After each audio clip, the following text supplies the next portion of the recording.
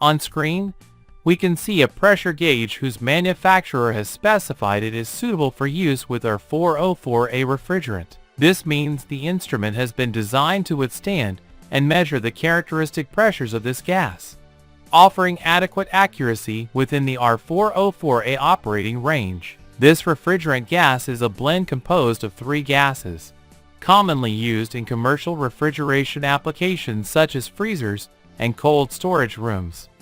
However, due to its global warming potential, GWP, its use is being phased out in favor of more environmentally friendly alternatives. Currently, there are replacement gases for R404A that can be used without any changes or modifications to the original system. These substitute gases are R449A, R448A, and R452A. In this case, the same pressure gauge can be used to measure the pressure of these replacement gases, as we will see next.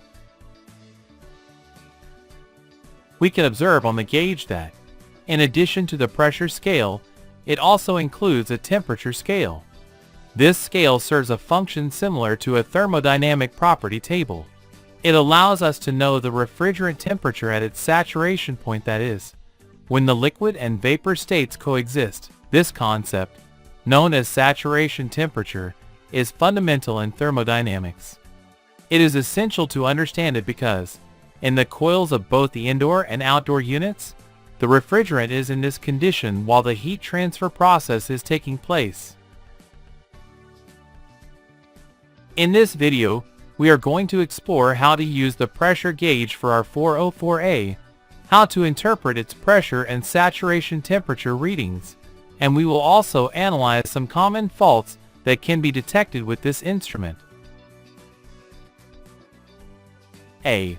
When the refrigeration system is turned off, the gauges will show the same pressure on both the high and low sides of the circuit. This is because there is no active circulation of refrigerant. The compressor is not operating, neither suctioning nor discharging gas, which allows the system to reach an equilibrium state.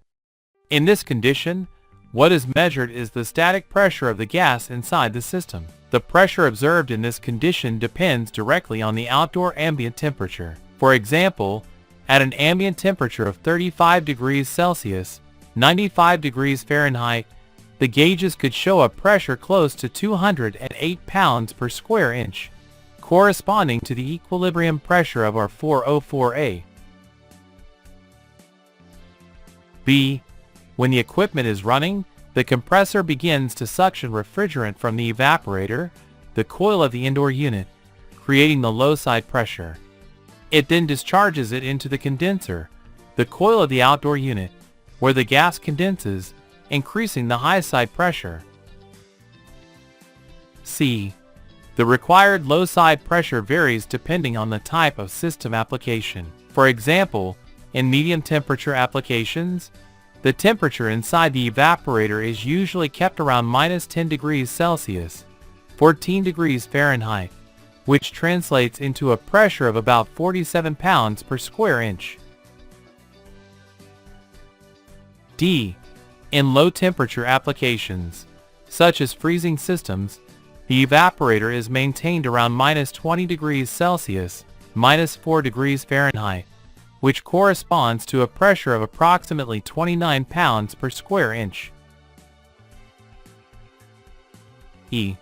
To estimate the theoretical high side pressure, the ambient temperature is taken as a reference, and a typical differential of 10 degrees Celsius, 18 degrees Fahrenheit, is added. For example, if the ambient temperature is 35 degrees Celsius, 95 degrees Fahrenheit, the theoretical condensation temperature will be 45 degrees Celsius, 113 degrees Fahrenheit, which corresponds to a theoretical high side pressure of about 285 pounds per square inch. Now, let's study some faults that can be easily detected using the pressure gauge. A.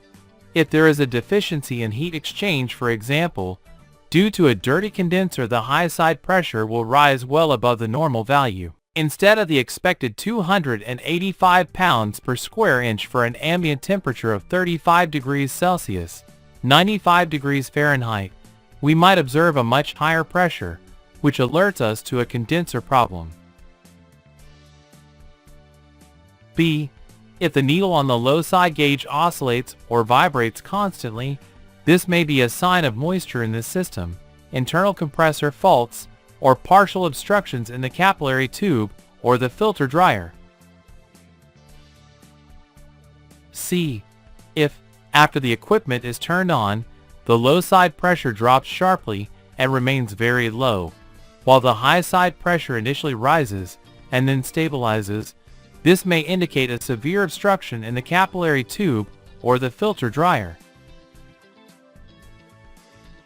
D. If, once the system is turned on, the pressures on both gauges are lower than normal, this may indicate a refrigerant leak. In this case, the equipment's electrical consumption will also be lower than usual, which can help confirm the suspicion. E. Finally, if the compressor turns on, but there is no clear difference between the high side and low side pressures, this could indicate internal mechanical problems in the compressor.